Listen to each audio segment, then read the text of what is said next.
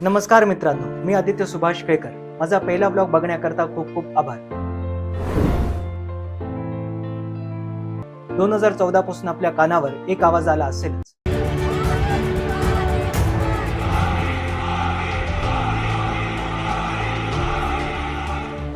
आज मी आपल्याला या आवाजामागची 5 कारणे सांगणार आहे आणि आपण मोदी सरकारला परत का निवडून द्यावं.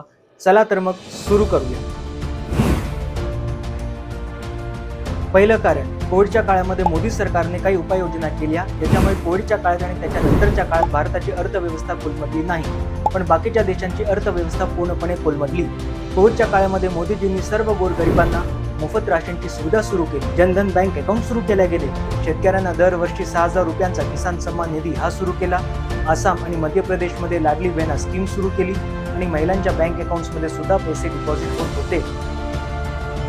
त्यामुळे कोविडच्या काळात व कोविड संपल्यानंतर गरिबांची व लोअर मिडल क्लासच्या पर्चेसिंग पॉवरला खूप जास्त धक्का बसला नाही.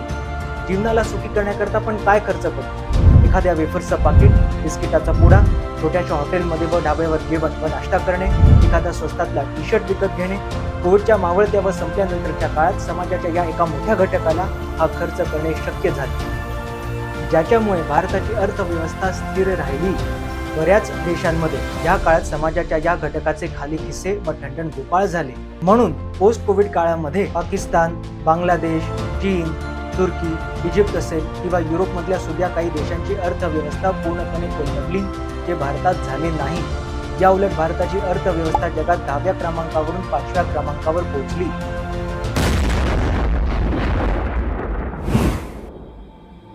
दुसरं, 2014 ते 2024 या काळामध्ये देखील काही ठिकाणी लॉ अँड ऑर्डरची परिस्थिती बिघडली, जसे मणिपूर असेल, काश्मीरमध्ये पुलवामा हल्ला असेल. पण या व्यतिरिक्त भारतामध्ये एकही मोठा आतंकवादी हल्ला झाला नाही. या उलट काँग्रेसच्या काळात 2008 ते 2009 मध्ये नॉर्थ ईस्ट मध्ये 5 बॉम्बस्फोट झाले. 2006 मुंबई लोकल ट्रेन बॉम्बस्फोट, 26/11 मुंबई आतंकवादी हल्ला, 2010चा पुण्यातला जर्मन बेकरी बॉम्बस्फोट, 2007 हैदराबाद बॉम्बस्फोट, 2007 समझौता एक्सप्रेस बॉम्बस्फोट, लखनौ वाराणसी बॉम्बस्फोट, 2008 जयपूर बॉम्बस्फोट, 2008 दिल्ली बॉम्बस्फोट, 2011 जावेरी बाजार मुंबई बॉम्बस्फोट. असे कित्येक आतंकवादी हल्ले झाले. पण 2014 नंतर हे आतंकवादी हल्ले 85% कमी झाले. याकरिता मोदी सरकारने भारतीय सेना, रॉ, एबी या संघटनांना पूर्ण पाठिंबा दिला व काम करण्याचे स्वातंत्र्य दिले. तिसरं, काही लोकांचं म्हणणं आहे की 2014 नंतरही भारतात महागाई वाढली. इथे आपल्याला महागाई समजून घ्यायची गरज आहे. महागाई ही दरवर्षी थोड्या प्रमाणावर वाढणारच आहे आणि महागाई म्हणजेच इन्फ्लेशन. एखाद्या देशाचा इन्फ्लेशन रेट हा त्या देशाचा प्रॉस्पेरिटी इंडेक्सला घेऊन कॅल्क्युलेट होतो. प्रॉस्पेरिटी इंडेक्स म्हणजे त्या देशामध्ये वाढलेल्या समृद्धीचे प्रमाण.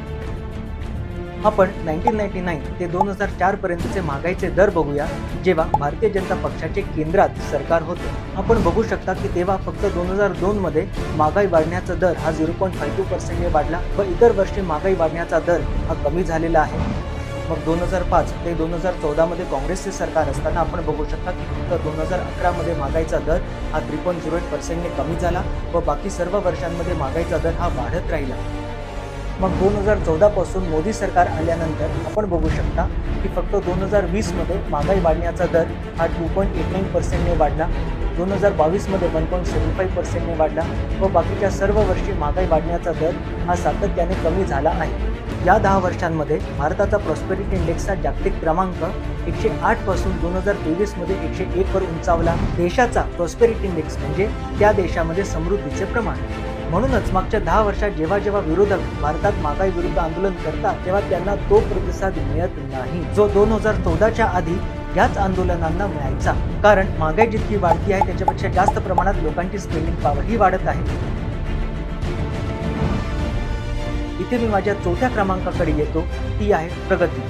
कारण कोविड नंतर भारत बाकीच्या देशांप्रमाणे मजबूत झालेला आहे. अर्थव्यवस्था 10व्या क्रमांकावरनं 5व्या क्रमांकावर पोहोचलेली आहे. देशामध्ये आज रोड्स, ट्रेन्स, वॉटरवेज, एअरपोर्ट्स बनत आहेत आणि भारत आज दुसऱ्या देशांना टँक्स, मिसाईल्सचे निर्यात करत आहे.